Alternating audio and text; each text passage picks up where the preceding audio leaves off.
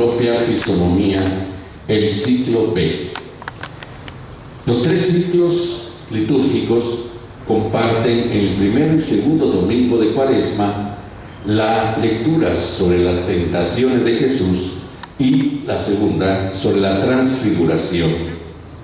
Estos dos eventos dan paso a lo que ahora precisamente vamos a meditar a la luz del Evangelio. Hablábamos hace 8 días, ese irnos transfigurando.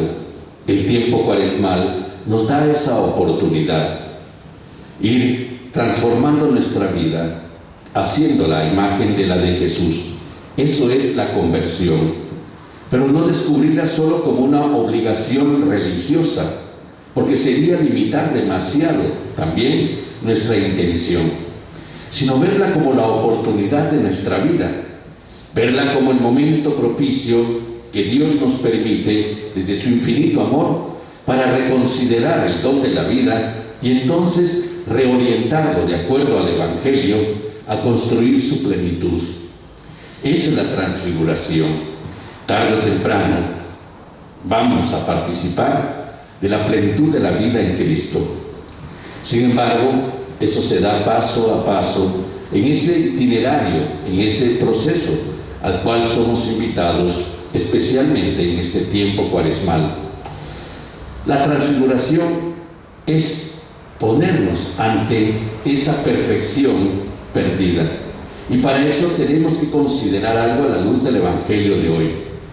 En el contexto del Evangelio es un Jesús indignado. Mientras no se cumpla el misterio pascual de Cristo, pasión, muerte y resurrección, la alianza de Dios con su pueblo Israel está vigente. Y por lo tanto, la presencia de Dios en el templo sigue siendo casa de Dios. Y por eso mismo es que Jesús se indigna. Ese lugar se ha convertido en un centro de corrupción. La clase sacerdotal, la clase dirigente religiosa se enriquecía a partir de los negocios alrededor del templo.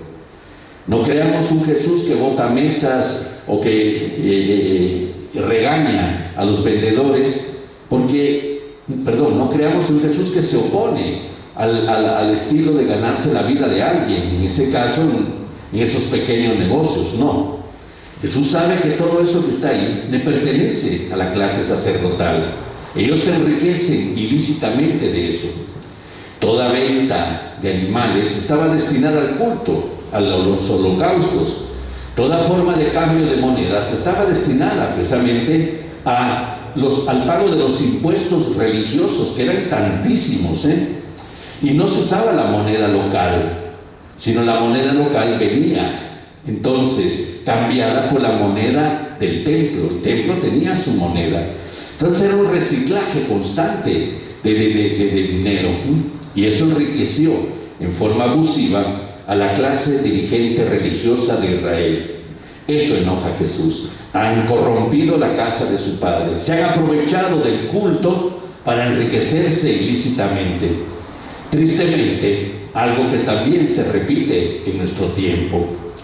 Pero el oriente al que vamos está ligado a eso, la casa de mi Padre, la presencia de Dios en el templo, hasta el día en que cesa la antigua alianza para abrirnos a la nueva alianza instaurada por Cristo en su misterio pascual. ¿Quiénes somos ahora el templo? Ahí vamos. Todo lo que pasó en este evento nos permite ahora entrar en algo que afecta directamente nuestra vida. Nosotros somos el nuevo templo de Dios, cada uno de nosotros. En el evento de Jesús, dialogando con la samaritana a la orilla del pozo, en determinado momento que Jesús ya ha captado la atención de la samaritana, y la samaritana intuye que Jesús es un profeta, ella le pregunta: bueno, ya que eres un profeta, ¿dónde es que de verdad existe el verdadero culto a Dios? Nuestros padres nos orientaron hacia el monte Garizim, y ustedes, los judíos, dicen que es en el templo de Jerusalén. ¿En dónde está el verdadero culto de Dios? Jesús confirma que es en el templo, mientras no cambie la alianza. Pero dirá, llegará el día en que se rendirá culto a Dios en espíritu y en verdad. El misterio pascual de Cristo nos abre las puertas a la vida nueva. Por el bautismo, participando del misterio pascual de Cristo, recibimos el don de la vida nueva del resucitado y por lo tanto también el Espíritu de Dios en nosotros. Desde ese momento nos convertimos en templos del Espíritu, cada uno. La presencia de Dios está en nosotros, de tal manera entonces que el culto a Dios, ya otra vez se lo hemos dicho aquí, está ligado precisamente a nuestra vida, a lo que testimoniamos con nuestra conducta, a lo que en realidad significa para nosotros reconocernos templo del Espíritu y actuar con coherencia de acuerdo a nuestra fe. Decíamos que por eso mismo la fe cristiana no es tanto una fe de culto, sino de vida y de testimonio de vida. El culto es reflejo de esa intención, y en el caso de la celebración de la Eucaristía dominical, es el lugar donde celebramos esa posibilidad como iglesia que cuenta con la presencia constante del Espíritu. Cada uno de nosotros es templo del Señor, y por eso, a partir del evento de Jesús purificando el templo, que narra hoy San Juan, tendríamos que entrar en la dimensión de la exigencia cuaresmal de esa purificación personal. También nosotros tenemos que purificar el templo de Dios en nosotros mismos. Por eso, la primera lectura nos puso ante la antigua alianza y los mandamientos que la rigen. Los mandamientos que Jesús no vino a abolir, sino a hacer que lleguen a su pleno cumplimiento. La vigencia de los mandamientos la entendemos ahora ya no desde el Antiguo Testamento, sino desde la forma en que Jesús nos los explica. Esto lo encontramos en el capítulo 5, 6 y 7 del Evangelio de San Mateo. Ahí Jesús entonces da a entender a quienes lo oyen, sus discípulos, que la nueva alianza seguirá rigiéndose por los mandamientos, pero ya no al estilo legalista, ya no al estilo, podríamos decir, retributivo que pensaban los judíos. Es más, mandamientos que se volvieron 600 y pico de preceptos que al final confundían y daban lugar también a cierto tipo de práctica religiosa que no pasaba de ser una práctica religiosa ligada a la conveniencia personal. La gente no crecía, no eso es lo que Dios quería, y por eso Jesús no abole los mandamientos, sino los orienta a su pleno cumplimiento. Ahí está la clave de lo que llamamos nuestro examen de conciencia, es entrar en nosotros mismos.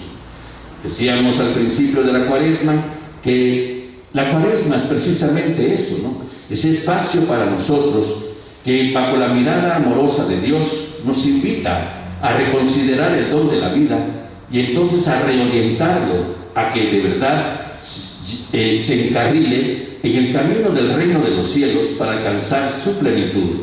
Es esa transfiguración constante a la cual somos llamados y que encontrará también su pleno cumplimiento en la participación plena de la vida. Pero mientras tanto, la Cuaresma nos invita a ir generando en nosotros esa conciencia de templo del Espíritu Santo y actuar conforme a esa dignidad que nos hace poseer el Espíritu, y entonces purificarlo de toda forma de corrupción en nosotros mismos, y por eso asumir el sentido de culto a Dios en espíritu y en verdad desde ese esfuerzo diario de ser coherentes respecto a lo que creemos. Fe y vida fusionados, hechos uno solo, no fe por un lado y vida por otro lado, no práctica religiosa que no incida en la vida, no práctica religiosa que olvide o margine las exigencias de nuestra fe cristiana en el vivir cotidiano. Y por lo tanto, entonces, purificarnos, ¿no? Tal vez podríamos decir que es el tiempo en el que de verdad adquiere sentido la posibilidad de frecuentar el sacramento de la reconciliación, sobre todo en este periodo cuaresmal. Claro, la situación ahora nos pone en ciertos límites para poderlo hacer. No quiere decir que no tengamos y conservemos esa intención hasta que exista la posibilidad de realizarla. Y mientras tanto, vivir una intención purificadora en ese constante tratar de ir enmendando lo que sabemos hemos hecho mal, que nos ha hecho daño a nosotros mismos y ha hecho daño también a otras personas. Pues bien, purifiquemos el templo del Espíritu en nosotros. Somos su casa. Actuemos conforme a ello y de acuerdo precisamente a esa intención, en algún momento en que ya podamos hacerlo, pues participemos, celebremos el sacramento de la reconciliación. Vamos ahora a confirmar nuestra fe.